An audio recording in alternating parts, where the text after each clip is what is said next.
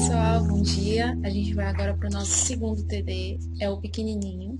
Eu vou colocar mais perto para vocês identificarem, tá?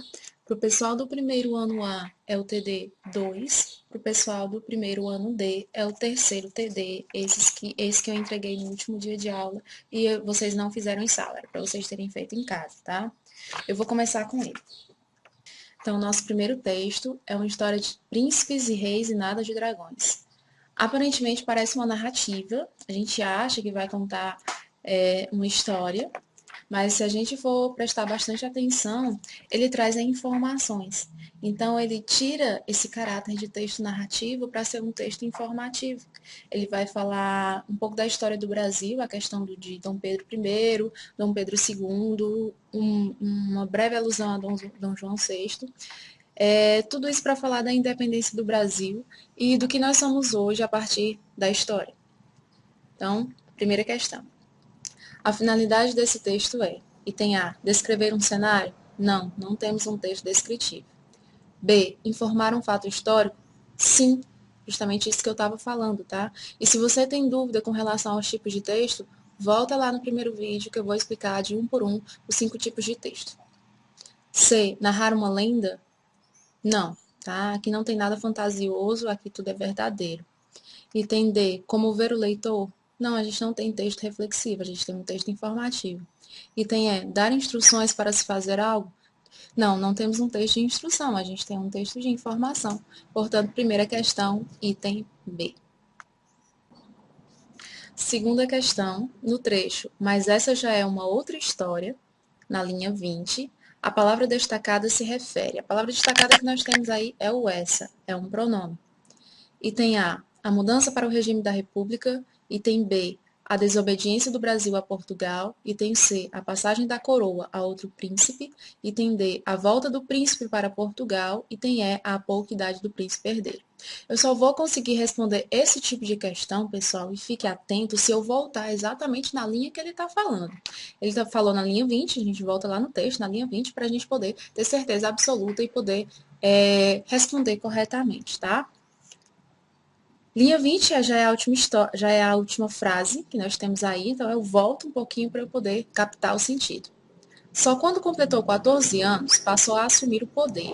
Isso até 1889, quando outros descendentes resolveram que o país deveria ser uma república. Mas essa já é uma outra história. Veja, a gente tem um país governado por um rei, um imperador.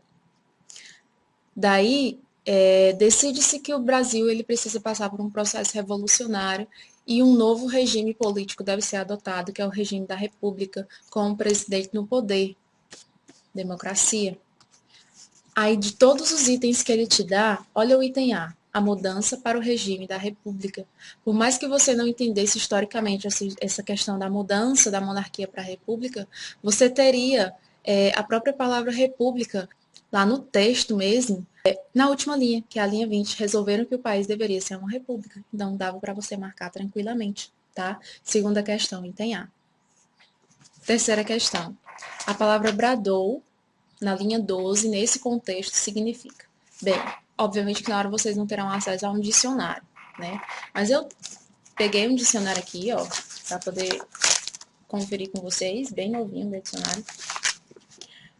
Bradar significa gritar, dizer em brados, reclamar em alta voz, reclamar, pedir, protestar, rugir, gritar ou bramir.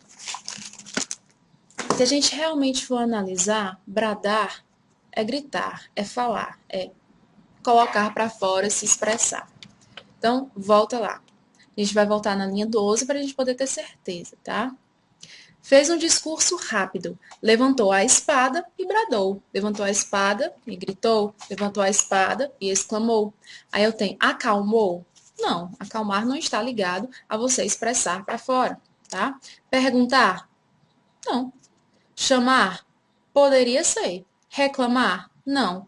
Clamar? Sim, clamar, pedir, expressar-se. Portanto, o item mais adequado é o item C, clamou. Quarta questão. As reticências foram utilizadas nesse texto para indicar. Ai, Terezinha, que reticência que dessa vez ele não colocou nenhuma referência à linha. Sim, Volta lá no texto e vê onde é que tem uma reticência. Para quem não sabe o que é reticência, oh meu Deus, sim, existe gente que não sabe o que é reticência. São aqueles 3 pontinhos finais, um ao lado do outro, tá? Aí a gente tem aqui, deixa eu ver se dá para vocês verem, não sei se vai dar para ver. Aí a gente tem aqui no finalzinho do primeiro parágrafo. Ó, eu vou ler o primeiro parágrafo. Numa bela manhã, o formoso reino recebia ordens de outro reino distante. Com o cair da tarde, porém, este encanto se quebrou e ele tornou-se livre, como sempre sonhou. Parece que é uma história linda, parece que é uma história fantasiosa, uma história de príncipes e princesas, mas em seguida ele já vai te dizer, ele coloca as reticências e ele já vai te dizer, não, não houve nenhum feitiço, nem bruxaria, essa é a história de quem está que está acima do que aconteceu no Brasil, portanto não inclui bruxas, feiticeiros ou dragões. Ele passa a te contar a verdadeira história, a história real, tá? Então qual é o objetivo dessas reticências aí? Destaque a fala de um personagem, não porque a gente não tem diálogo no texto. Item B, mudança para a fala de outro personagem, não porque a gente não tem diálogo no texto. Item C, pausa antes de uma comparação, sim ou de uma pausa, mas na frente não tem comparação, é história real. Item D, que foram retirados alguns trechos, às vezes as reticências querem dizer isso, mas aqui no caso não é que ele tenha tirado algum texto, mas sim porque ele não, o objetivo dele não era escrever uma historinha, ele nem era narrar uma historinha, era contar uma história verdadeira. Item E, uma interrupção na história? Sim, ele fez uma pausa, ele fez uma quebra da história fantasiosa para a história real. Então, quarta questão, item E. Quinta e última questão desse texto, no período portanto não inclui bruxas, na linha 5, a palavra destacada indica circunstância de. Eu tenho a palavra destacada como portanto. Então, de novo, para eu ter certeza, para eu marcar corretamente, eu vou ter que voltar na linha da referência e poder tentar encaixar. Essa história que está aí em cima aconteceu no Brasil e, portanto, não inclui bruxas. Terezinha, como é que eu vou ter certeza? Tenta encaixar alguma dessas ideias aqui, tá? Aconteceu no Brasil e, portanto, não inclui bruxas. Aconteceu no Brasil e a causa é essa de não incluir bruxas? Não, tá? Conclusão disso é que não inclui bruxas? Sim. Isso aconteceu no Brasil e, portanto, não inclui bruxas. Ou seja, consequentemente, não inclui bruxas, porque, na verdade, não tem bruxas no Brasil. Não bruxas feiticeiras, né? Tem outro tipo de bruxa que a gente nem comenta, mas tudo bem. Terezinha, mas não tem bruxa em lugar nenhum. Sim, tudo bem, mas a gente tem na Europa certas lendas que trazem a ideia de bruxas, mulheres que foram queimadas como bruxas. Então, lá, essa ideia de bruxa é bem mais forte do que a que a gente tem aqui no Brasil. É tanto que nós não temos uma referência ao Halloween como eles têm nos Estados Unidos, como eles têm na Europa. Tá certo? Pois, pessoal, quinta questão, item B, conclusão.